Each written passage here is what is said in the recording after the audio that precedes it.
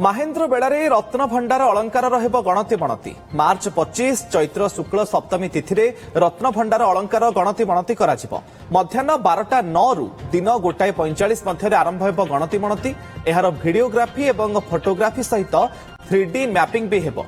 प्रथमे चलंती रत्न भंडार गणति मणति हेबो एवं 1978 मसीहार पूर्णांग तालिका सहित मेल कराजिबो बोली श्रीमंदिर मुख्य प्रशासक डॉक्टर अरविंद पाढ़ी सूचना देइछन्ति। अलंकार गणति मणति पई सुपरवाइजिंग टीम एवं हैंडलिंग टीम भली दुईटी टीम गठन होईछि। श्रीमंदिर मुख्य प्रशासक सुपरवाइजिंग टीम अध्यक्ष रहितिबा बेले रत्न भंडार तदारक कमिटीर 2 जण सदस्य और जणे सेवायत सदस्य मध्य रहिछन्ति।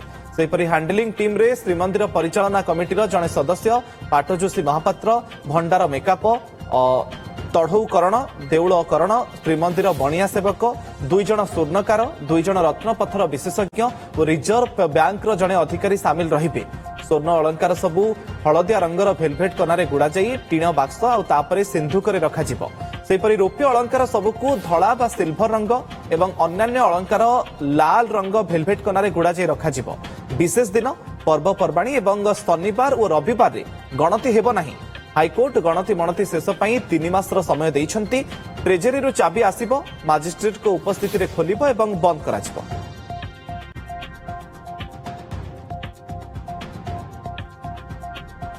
अधिक सूचना पाई जोड़ी होइछन्ति कटक आम ब्यूरो चीफ गौतम पंडा। गौतम केमिति रहिबो पूरा प्रक्रिया एवं एसओपी रे कोन सब उल्लेख रहिछि गणति मणति प्रक्रिया को नहीं? देखो तो संपूर्ण भाव रत्न भंडार जो गणति मणति प्रक्रिया जहाँ दीर्घ दिन धर उत्कंठार सहित समस्त अपेक्षा करते तार दिन धार्य केउ समय किभली ढंग से कौन कौन सब विषय में विस्तृत भाव आलोचना करवा। आम सहित अच्छा रत्न भंडार तदारक कमिटी अध्यक्ष जस्टिस विश्वनाथ रथ सर आपको ओटीवी स्वागत करुँ। जाना चाहिए जो जय जगन्नाथ सर जाना चाहिए जो आप महेन्द्र बेला स्थिर करते रही केउ दिन कौन कौन कौन प्रक्रिया प्रारंभिक पर्याय जाना चाहिए केउ दिन रत्न भंडार ओपनिंग केउ बेल प्रथम प्रश्न आप जो कले महेन्द्र बेला मुझे कही रखी महेन्द्र बेलाटा सब गोटे कार्यक्रम आरंभ को खोजा जाए। आमर ये जो प्रक्रिया ये जो इन्वेंटरेशन प्रक्रिया एटा जुलाई मास 4 तारिख नोटिफिकेशन परे आमे जो 9 तारिख रे आरंभ कलु से प्रक्रिया से आरंभ हो जाइछि। तबे सर जो स्थिर करछथि तेणु एबे आमे खोजुछु शुभ मुहूर्त गोटे काम मझिरे किछि किछि प्रोग्रेस हेई गलानी। वर्तमान आमे इन्वेंटरेशन काम को जाउछु तो गणति बोली कुआ जाउछि गणति एवं मेलक बोली कुआ जाउछि तार काम आरंभ कर जाउछि तार गोटे शुभ मुहूर्त खोजिछु सेटा छत्तीसा निजोग एवं आमर मुक्ति मंडपर परामर्श क्रमे आमे पाइछु एवं पांजी मध्य दर्शाउछि। आमे से समयटा 12:09 रु 1:25 मध्याह्न 25 मार्च यही तारीख को आमे स्थिरीकृत करिछु। सर केउ केउ माने ताभितु प्रवेश करिवे एवं ताधरे केउ प्रकार कमिटी गठन करा जायछि केउ माने तदारक करिवे केउ माने ताकु मेलक गणक करिवे एवं कोन कोन करा जिवो। देखो स्मूथ परिचालना पाई आमे निष्पत्ति नेइछु जे हमकु 2टी कमिटीर उपाध्यक्ष रहिछि। गोटे रहिछि सुपरवाइजिंग कमिटी आ गोटे कमिटी कराइछि हैंडलर कमिटी। सुपरवाइजिंग कमिटी रे विभिन्न लोक सदस्य रहिबे से माने केवल समय आवश्यकता अनुसार सुपरवाइज करेंगे जो कार्य चलथिबो ताकू बेले बेले तदारक करेंगे ठीक चलुची कि नहीं किसी परामर्श से दे पारंती। सेथिरे चीफ एडमिनिस्ट्रेटर अच्छे मु भी अच्छी अन्य माने मते अच्छे आम कमिटीर सदस्य प्रथम थर पैका सुदर्शन पट्टनायक महाशय बालुका शिल्पी सी मो सांगे सदस्य से रही आम गोटे हैंडलर कमिटी करिछु। हैंडलर कमिटी होची डायरेक्ट इन्वॉल्व हेबे जो माने से गहनार गणति एवं मेलक प्रक्रिया रे से हैंडलर कमिटी रे आमे जेहेतु एटा मंदिरर संपत्ति ठाकुरंकर संपत्ति तेणु आमे ठाकुरंकर जो माने सेवक अछन्ती मुख्य सेवक अछन्ती आमे से सेवक 6 जन को रखिछु एवं तांग संगे सेटा मोर एवं मुख्य प्रशासकंकर जॉइंट अध्यक्षतार से कमिटी गठन होती। से कमिटी रे प्राय 12 प्रकार सदस्य अच्छा से ଆପଣଙ୍କ ଉଦାହରଣ ସ୍ୱରୂପ ବାହ୍ୟ ସଦସ୍ୟ ରହିଛନ୍ତି, ସେ ହେଉଛନ୍ତି ବ୍ୟାଙ୍କର ରେକଗ୍ନାଇଜ ବ୍ୟାଙ୍କର ବଣିଆ, ଗୁଣାତ୍ମକ ଚିହ୍ନି ପାରୁଥିବା ବଣିଆ, ସେମାନେ ଦେଇଛନ୍ତି, ୟୁକୋ ବ୍ୟାଙ୍କ ଆମକୁ ଦେଇଛନ୍ତି। ସେମିତି ଆମ ପାଖରେ ରିଜର୍ଭ ବ୍ୟାଙ୍କର ମଧ୍ୟ ଗୋଟେ ସଦସ୍ୟ ସେ ଆମକୁ ପ୍ରୋଭାଇଡ କରିଛନ୍ତି, ଯିଏକି ଆମକୁ ସେଥିରେ ସେ କାମରେ ସହାୟତା କରିବେ। ସେମିତି ଆପଣ ତା ଦେହରେ ଆମେ ମନ୍ଦିରର ମଧ୍ୟ ଆମର ବଣିଆ ଅଛନ୍ତି, ସ୍ୱର୍ଣ୍ଣକାର ସେବା ଦଉଛନ୍ତି, ତେଣୁ ତାଙ୍କୁ ମଧ୍ୟ ରଖିଛୁ। ତେବେ ତାଙ୍କ ଭିତରୁ ଦି ଜଣ ଅଣା ହେଇଛି, ଜଣେ ଜଣେ ତା ଭିତରକୁ ହୁଏତ ରହିବେ। ଏବଂ ଏଇ ଯୋଉ ପ୍ରକ୍ରିୟା କରାହେଇଛି, ଏଇ ଯୋଉ ଆମେ 12ଟା 9ରେ ତ ନିଶ୍ଚିତ ଭାବରେ ନିଶ୍ଚୟ କରିବୁ, ତା ଭିତରେ 12ଟା 9ରୁ 1:25 ଅଛି, ନିଶ୍ଚିତ ଭାବରେ ଆମେ 12ଟା 9କୁ ଯିବାକୁ ପାଇଁ ଚେଷ୍ଟା କରିବୁ। ଏବଂ ପ୍ରଥମେ ତ ଦୁଆର ଖୋଲାଯିବ।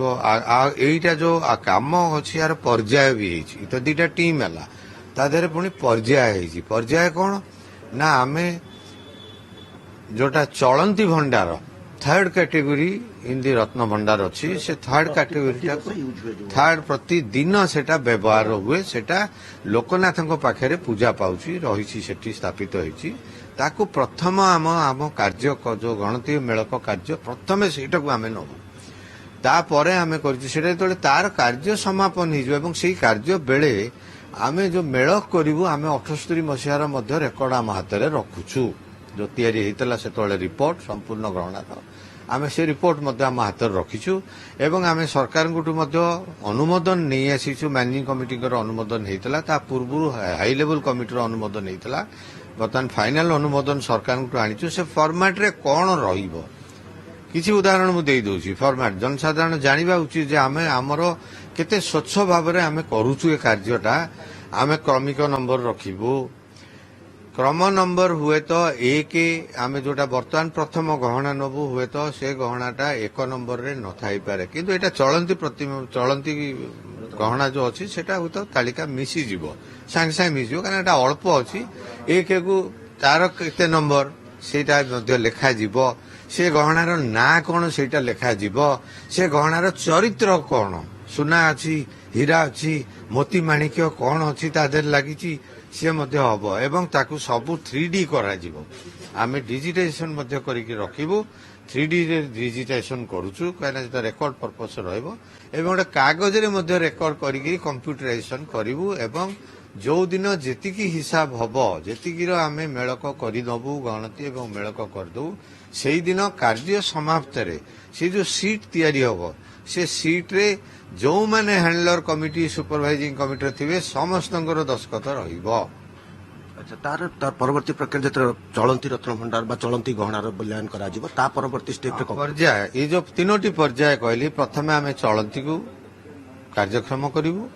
ଚଳନ୍ତି ସରିଲେ ଆମେ ତାପରେ ତାର ଯୋଉ ବାହାର ଭଣ୍ଡାର ଅଛି, ବାହାର ଭଣ୍ଡାର ମଧ୍ୟ କାର୍ଯ୍ୟକ୍ଷମ କରୁ। ବାହାର ଭଣ୍ଡାରରେ ବି ବିଶେଷ ଅସୁବିଧା ହବନି। ବାହାର ଭଣ୍ଡାର ଯୋଉ ଗହଣା ଗୁଡିକ ବର୍ଷରେ ବିଭିନ୍ନ ସ୍ୱତନ୍ତ୍ର କାର୍ଯ୍ୟକ୍ରମରେ ବ୍ୟବହାର ପର୍ବପର୍ବାଣୀରେ ଲାଗୁଛି। ଆପଣ ରଥଯାତ୍ରାରେ କିଛି ଦେଖିପାରୁଛନ୍ତି, ବିଭିନ୍ନ ଏକାଦଶୀ, ବିଭିନ୍ନ ସଂକ୍ରାନ୍ତି, ବିଭିନ୍ନ ରାମନବମୀ ହେଲା, ବିଭିନ୍ନ ପ୍ରକାର ପର୍ବରେ ସେ ଗହଣା ଗୁଡିକ ବାହାରେ, ସ୍ୱତନ୍ତ୍ର ଗହଣା ବାହାରି ଠାକୁରାଣୀଙ୍କୁ ପିନ୍ଧାଯାଏ। ତାର ଆମେ ମଧ୍ୟ କରିବୁ। ତାର ସରିଲେ ଆମେ ଯିବୁ ପ୍ରଥମ ଭାଗକୁ, ଯୋଉଟା କି ଅସଲ ଜିନିଷ, ଭିତର ଭଣ୍ଡାରର ଜିନିଷ। ସେଇଟା ନିଶ୍ଚିତ ଭାବରେ ଆମକୁ କିଛି ଅଧିକା ସମୟ ଲାଗିବ, କାହିଁକିନା ଏଠି କହି ରଖିବି ଯେ ଯେତେବେଳେ ଆମେ ସମ୍ପତ୍ତି ଉଦ୍ଧାର କରିଥିଲୁ ଭଗବାନଙ୍କର ଭିତର ଭଣ୍ଡାରରୁ, କୌଣସି ଆଲମିରାରେ ଆମେ ସିରିଏଲ ନମ୍ବର ପାଇନଥିଲୁ। ତେଣୁ ହୁଏତ 1 ନମ୍ବରଟା ଯୋଉଟା ଆମେ ଆମ ଆଲମିରାରେ ରଖିଛୁ ଗୋଡରେଜରେ ତାଲା ପକେଇ, ହୁଏତ 1ଟା ଖୋଜିବା ପାଇଁ ତା ଦେହରେ କୋଉଠି ଅଛି କିଛି ସମୟ ଲାଗିପାରେ। ତେଣୁ ସମୟ କେତେ ଲାଗିବ ଆଜି ଆମେ କହିପାରିବୁ। ସାର୍, ଯେତେବେଳେ ବିଭିନ୍ନ ପ୍ରକାର ରତ୍ନ, ସୁନା, ଅଳଙ୍କାର ମିଳିବ, ତାକୁ ପର୍ଯ୍ୟାୟକ୍ରମେ ସିରିଏଲ ନମ୍ବର ତ ଦିଆଯିବ, କିନ୍ତୁ ତାକୁ ଭିନ୍ନ ଭିନ୍ନ ପ୍ରସଙ୍ଗରେ କିଭଳି ଭାବରେ ରଖାଯିବ, ଅଲଗା ଅଲଗା କରିକି ରଖାଯିବ ନା କେମିତି ରଖାଯିବ, ସେ ମଧ୍ୟ ବନ୍ଦୋବସ୍ତ ହେଇଛି। ଆମେ ଚଳନ୍ତି ତ ନିଶ୍ଚିତ ଭାବରେ ଠାକୁରଙ୍କ ପାଖରେ ରହୁଛୁ, ତାକୁ ରଖି ଦିଆଯିବ। ଯୋଉଟା ଭିତର ଭଣ୍ଡାର, ବାହାର ଭଣ୍ଡାର, ତାର ମଧ୍ୟ ସ୍ୱତନ୍ତ୍ର ଆଲମିରା ହେଇଛି, ସେ ଆଲମିରା ରହିବ। ଭିତର ଭଣ୍ଡାରରେ ଆମେ ସିନ୍ଦୁକରେ ରଖିବୁ ବୋଲି ନିଷ୍ପତ୍ତି ନେଇଛୁ। ସିନ୍ଦୁକ ମଧ୍ୟ ତିଆରି ହେଇ ଥୁଆ ହେଇଛି। ଭିତର ଭଣ୍ଡାର ଯୋଉ ସୁନା କିମ୍ବା ହୀରା କିମ୍ବା ରୂପା କିମ୍ବା ଅନ୍ୟାନ୍ୟ ଦ୍ରବ୍ୟର ଯୋଉ ଜିନିଷ ଅଛି ତା ପାଇଁ ଆମେ 3ଟି କ୍ୟାଟେଗୋରୀ କରିଛୁ। 3ଟା କ୍ୟାଟେଗୋରୀରେ ପ୍ରଥମ ସୁନାଟାକୁ ସୁନା ଏବଂ ତଦୁର୍ଦ୍ଧ ହୀରାର ଯଦି କିଛି ଥିବ ତାହେଲେ ତାକୁ ଆମେ ହଳଦିଆର ପ୍ୟାକେଟ ମୁଣା କରିଛୁ। ସେ ମୁଣାରେ ମଧ୍ୟ ନମ୍ବର ଲାଗିକିରି ଅଲରେଡି ଆସିଯାଇଛି। ତା ଦେହରେ ଆମେ ଖଣ୍ଡେ ଖଣ୍ଡେ ସ୍ଲିପ୍ ମଧ୍ୟ ଲେଖା ରଖିବୁ ଆମେ ଯେ ଏଇଟା କେତେ ନମ୍ବର ଆର ପୁରୁଣା ଖାତାର ଯୋଉ 78 ମସିହା ଖାତାର କେତେ ନମ୍ବର ତା ଦେହରେ ମଧ୍ୟ ଉଲ୍ଲେଖିତ। ନୂଆ ଖାତାର ନମ୍ବର ରହିବ ଏବଂ ପୁରୁଣା ଖାତାର ନମ୍ବର ରହିବ। ତାହେଲେ ଭବିଷ୍ୟତରେ ଏ କାର୍ଯ୍ୟକ୍ରମ ସଚଳ ଭାବରେ ହେଇପାରିବ। ରୂପା ପାଇଁ ଆମେ କରିଛୁ ଧଳା ମୁଣି କରିଛୁ। ଧଳା ମୁଣିରେ ରହିବ ଏବଂ ତାର ମଧ୍ୟ ସେମିତି ବ୍ୟାଜ୍ ଅଛି, ନମ୍ବର ସବୁ ସେଥିରେ ରହିବ। ଏବଂ ଅନ୍ୟାନ୍ୟ ଦ୍ରବ୍ୟ ପାଇଁ ଆମେ ନାଲି ମୁଣି କରିଛୁ। ଏଇ ମୁଣି ଛଡା ଆମେ ଗହଣାର ସୁରକ୍ଷା ଦୃଷ୍ଟିରୁ ଆମେ ଷ୍ଟିଲର ବାକ୍ସ ମଧ୍ୟ କରିଦେଇଛୁ। ଗୋଟିଏ ଗୋଟିଏ ଗହଣା ଗୋଟିଏ ବାକ୍ସରେ ରହିବ। ସେ ବାକ୍ସ ଉପରେ ମଧ୍ୟ ତାର କ୍ରମ ନମ୍ବର ପୁରୁଣା ଏବଂ ନୂଆ ଦିଟାକ କ୍ରମ ନମ୍ବର ଏବଂ ସେଟା କଣ ଲେଖା ହେଇ ରହିବ।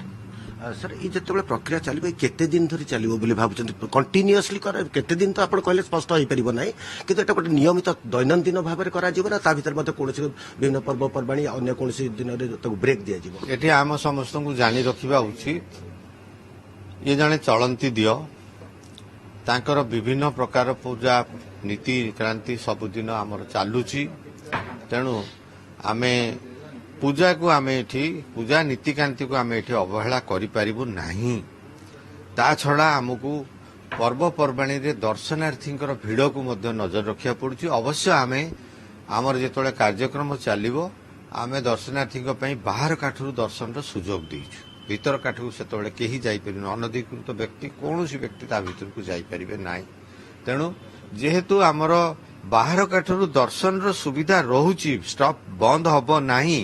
ତେଣୁ ଆଶା କରୁଛୁ ଆମେ ଯୋଉ ଦିନ କରିବୁ ନିଶ୍ଚିତ ଭାବରେ 4-5 ଘଣ୍ଟାରୁ ଉର୍ଦ୍ଧ୍ୱ କରିବୁ। ଶନିବାର ରବିବାର କରାଯିବ ନାହିଁ। ନୀତିଗତ ନିଷ୍ପତ୍ତି ନିଆଯାଇଛି କାହିଁକିନା ସେଦିନ ଛୁଟି ଥାଏ। ତେଣୁ ଅନେକ ଭକ୍ତ ସେଦିନ ଆସୁଛନ୍ତି। ଭକ୍ତ ଭିଡକୁ ନଜରରେ ରଖି କରାଯିବନି। ଏ ଭିତରେ ଆମେ ରଥଯାତ୍ରା ପର୍ଯ୍ୟାୟ ଭିତରକୁ ମଧ୍ୟ ଯାଉଛୁ। ତେଣୁ ସେଥିରେ ଆମର ଥରେ ସ୍ନାନ ପୂର୍ଣ୍ଣିମା ଆରମ୍ଭ ହୋଇଗଲେ ଠାକୁରଙ୍କର ବିଭିନ୍ନ ପ୍ରକାରର ସବୁ ନୀତିକ୍ରାନ୍ତି ହବ। ସେତେବେଳେ ନିଶ୍ଚିତ ଭାବରେ ଆମକୁ ସମୟ ମିଳିବ ନାହିଁ। ତେବେ ଆମେ ଯାହା ଆଶା କରିଛୁ ଆମକୁ ଠାକୁର ବିଜେ ହେବା ପୂର୍ବରୁ ରଥକୁ ବିଜେ ହେବା ପୂର୍ବରୁ ହୁଏତ ଆମକୁ ବେଶ କିଛି ଦିନ ମିଳୁଛି। ଆଜି ଗଣନା କରାଯାଇନି, ତାରିଖ କିଛି ନିର୍ଦ୍ଧାରିତ ହେଇଛି ଏବଂ ସେଇ ତାରିଖ ଗୁଡ଼ିକରେ କରିବୁ ଏବଂ ରଥଯାତ୍ରାରେ ଯେତେବେଳେ ଠାକୁର ବାହାରକୁ ପଳେଇବେ ହୁଏତ ଆମେ ପର୍ଯ୍ୟାପ୍ତ ସମୟ ଯଦି କାର୍ଯ୍ୟ ନ ସରିଥିବ ତାହେଲେ ଆମେ ସେତେବେଳେ ଗୋଟେ ପର୍ଯ୍ୟାପ୍ତ ସମୟ ପାଇଯିବୁ। ଆମେ ସେତେବେଳେ ବହୁତ ଆଗେଇ ଯାଇପାରିବା। ସାର୍ କୁହାଯାଉଛି ଯୋଉ ଆହୁରି ସ୍ୱଚ୍ଛତା ଆଣିବା ଲାଗି କୌଣସି ଭିଡିଓଗ୍ରାଫି ବା ଅନ୍ୟ କୌଣସି ବୈଷୟିକ କୌଣସି ଟେକ୍ନୋଲୋଜିର ବ୍ୟବହାର କରାଯାଉଛି? ଆମେ ଗହଣା ଚିହ୍ନିବା ପାଇଁ ଗହଣା ଓଜନ କରିବା ପାଇଁ ରେକଗ୍ନାଇଜ ଜିନିଷକୁ ଆମେ ବମ୍ବେରୁ ମଧ୍ୟ କିଣିକି ଆଣିଛୁ। ବ୍ୟାଙ୍କ ବାଲା ମଧ୍ୟ ତାଙ୍କର ଜିନିଷ ଧରିକିରି ଆସିବେ। ମିଲିଗ୍ରାମ ଓଜନଠୁ ନେଇ କିଲୋ 10 କିଲୋ 15 କିଲୋ ଓଜନ ପର୍ଯ୍ୟନ୍ତ ଆମେ ପ୍ରସ୍ତୁତ ଅଛୁ ମେସିନ୍ ଧରିକିରି। ତାର ଭିଡିଓଗ୍ରାଫି କରାଯିବ ସମ୍ପୂର୍ଣ୍ଣ ପ୍ରକ୍ରିୟାର ନା ନାହିଁ? ସମ୍ପୂର୍ଣ୍ଣ କାର୍ଯ୍ୟ ସବୁ ଗହଣାର ଭିଡିଓଗ୍ରାଫି ହବ, ସବୁ ପ୍ରକ୍ରିୟାର ଭିଡିଓଗ୍ରାଫି ହବ, ସମ୍ପୂର୍ଣ୍ଣ ସ୍ୱଚ୍ଛତା ଭିତରେ ଏବଂ ନିଷ୍ଠାପର ସହିତ କାର୍ଯ୍ୟ ଆମେ ସମାପନ କରିବୁ। ଯାହା ଶୁଣୁଥିଲେ ଯେ ଶ୍ରୀ ବିଶ୍ୱନାଥ ରଥଙ୍କର କହିବା କଥା ସମ୍ପୂର୍ଣ୍ଣ ସ୍ୱଚ୍ଛତାର ସହିତ ଏବଂ ଆଗାମୀ ଦିନରେ ଯେମିତି କୌଣସି ପ୍ରକାର କନଫ୍ୟୁଜନ ନ ହୁଏ ଏବଂ ପୂର୍ବରୁ ରହିଥିବା ଯୋଉ ତାଲିକା ରହିଛି ତା ସହିତ ମେଳକ କରାଯିବା ସହିତ ପର୍ଯ୍ୟାପ୍ତ ଭାବରେ ବୈଷୟିକ ଜ୍ଞାନକୌଶଳର ବ୍ୟବହାର କରାଯାଇଛି। ଏକ୍ସପର୍ଟ ମାନଙ୍କର ସାହାଯ୍ୟ ଲୋଡାଯାଇଛି ଏବଂ ସେମାନଙ୍କ ସାହାଯ୍ୟରେ ସମ୍ପୂର୍ଣ୍ଣ ତ୍ୱରାନ୍ୱିତ ଭାବେ କରାଯିବ। କିନ୍ତୁ କେବେ ସ୍ପଷ୍ଟ କରିପାରି ନାହାନ୍ତି ଯେ କେତେ ଦିନ ଧରି ଚାଲିବ ଏହି ପ୍ରକ୍ରିୟା। ତେବେ ଯାହା ବି ହେଉନା ସମସ୍ତେ ଆଶା କରିଛନ୍ତି ଖୁବ୍ ଶୀଘ୍ର ଏହି ପ୍ରକ୍ରିୟା ଶେଷ ହେବ। ତଦାରଖ କମିଟିର ଅଧ୍ୟକ୍ଷ ଜଷ୍ଟିସ ବିଶ୍ୱନାଥ ରଥଙ୍କର এই পুরা প্রক্রিয়া আপনার প্রতিক্রিয়া শুণুলে যে কেমতি প্রক্রিয়া রহব মহাপ্রভুঙ্ক রত্ন অলঙ্কারর গণতি মণতির এই পুরা প্রক্রিয়া সম্পর্কে সূচনা দেউଥିଲେ। বহুত বহুত ধন্যবাদ গৌতম আপনার সূচনা পাই।